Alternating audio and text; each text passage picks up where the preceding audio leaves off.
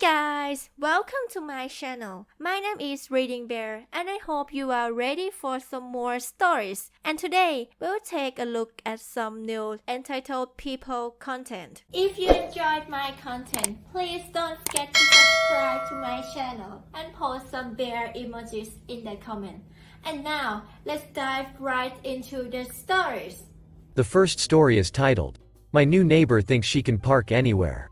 So, I guess this is an update to my last post. I had a lot of people ask me to post if she did anything else. This is also currently happening, and my so is witnessing it and texting me as I'm at work. So, if you missed my last post, I had a new neighbor move into my building and she left notes on everyone's doors saying she had brought the building and gave us insane rules to follow. She does not own the building but only a unit or apartment. Jury is still out if she is insane or stupid. She has been quiet for the last few days, and I thought maybe that's it? Apparently, I was wrong. So, each unit in our building is allocated one parking space.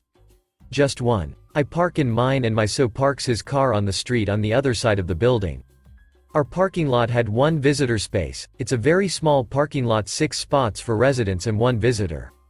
The visitor spot is nearly always empty, and my neighbors have said my so could park his car there if he wanted as we are the only unit with 2 cars, but he doesn't mind parking where he is. This morning my so woke up to yelling. Our kitchen window overlooks the parking lot, and he snuck a peek out the window and saw entitled neighbor standing next to our nice neighbor's car and they were arguing loudly. She kept yelling that she had a second car and needed to park in his spot, and he had to move his car or else she would have it towed. He kept repeating that it was his parking spot, and she could either park it in the visitor spot or on the street, and if she towed his car, he would report it stolen. So said she kept yelling she can park where she wants, and he needed to move it or else, so my so decided to park his car in my empty spot in case she tried to park there while I'm at work. Last message he sent me, she has stormed upstairs in a huff and slammed her door.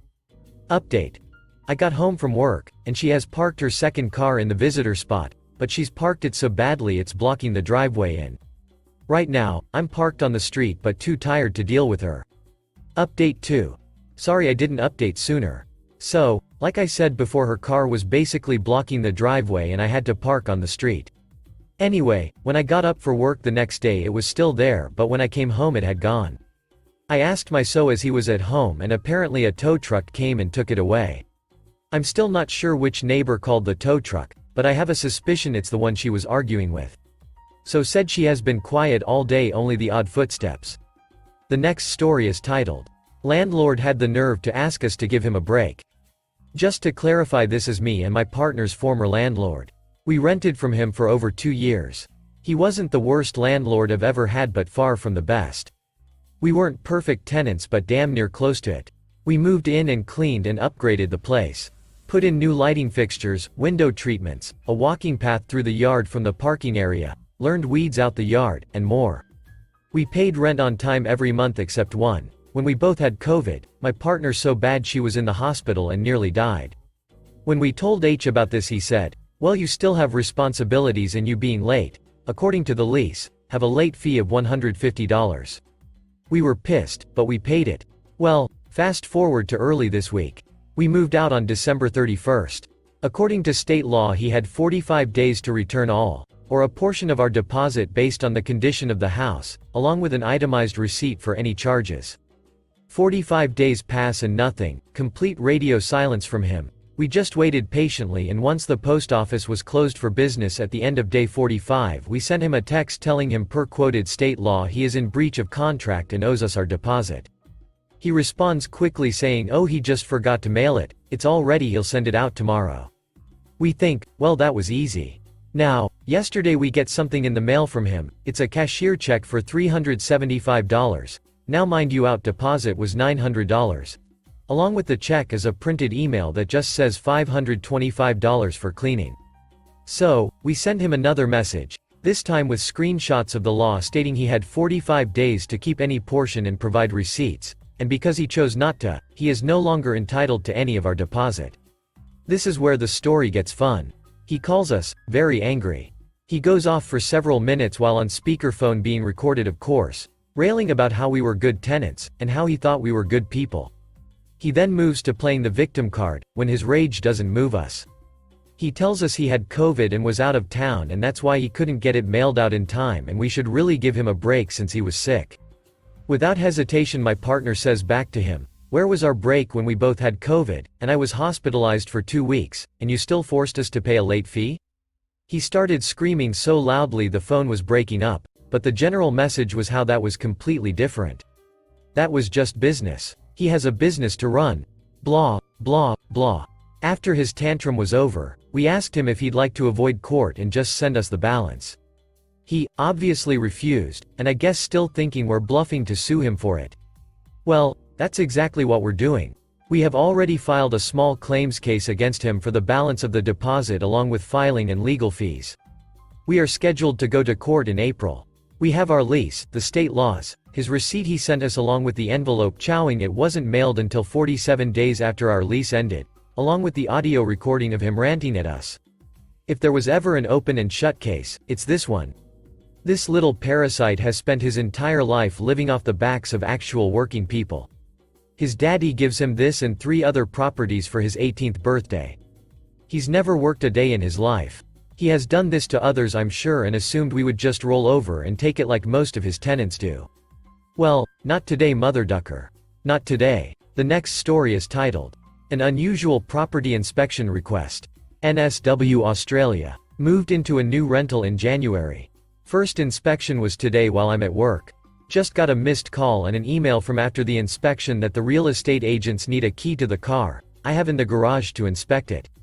Is this a thing? As in the topic. I own 3 cars, one stored elsewhere, one in the garage at the place I'm renting, and one Old Faithful I drive that's currently here at work.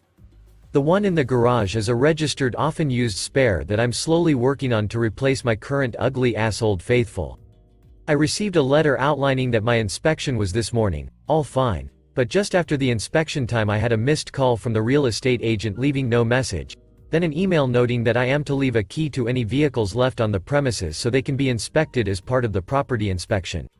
I have never had anyone I rent from want to inspect my car who wasn't my parents when I was 17.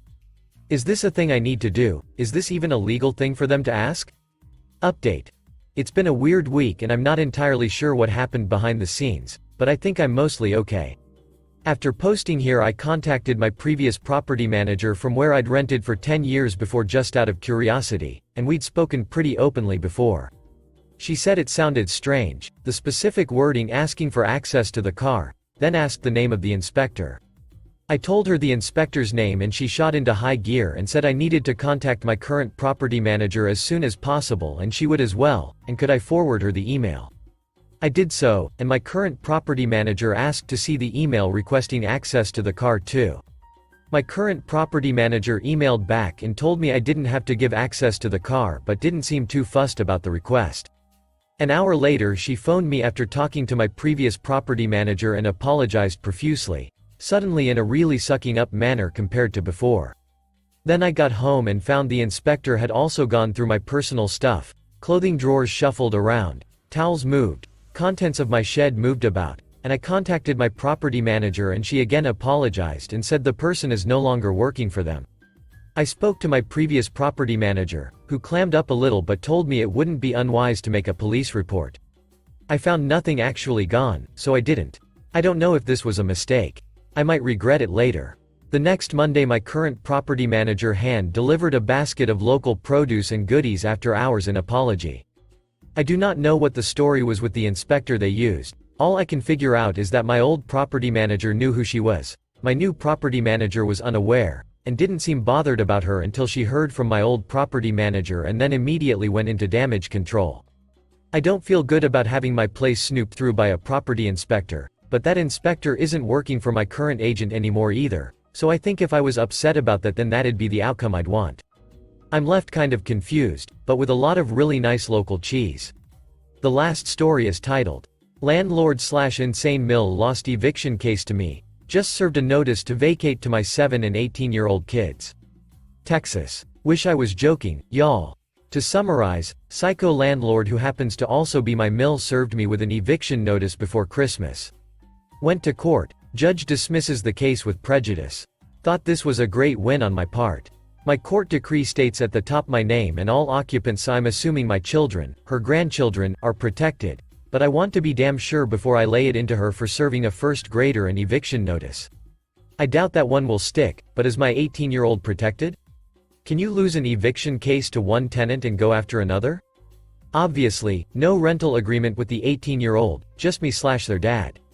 Edited with facts. 1. Yes, we have paid rent for 16 years on time and have never, not even once, missed a payment.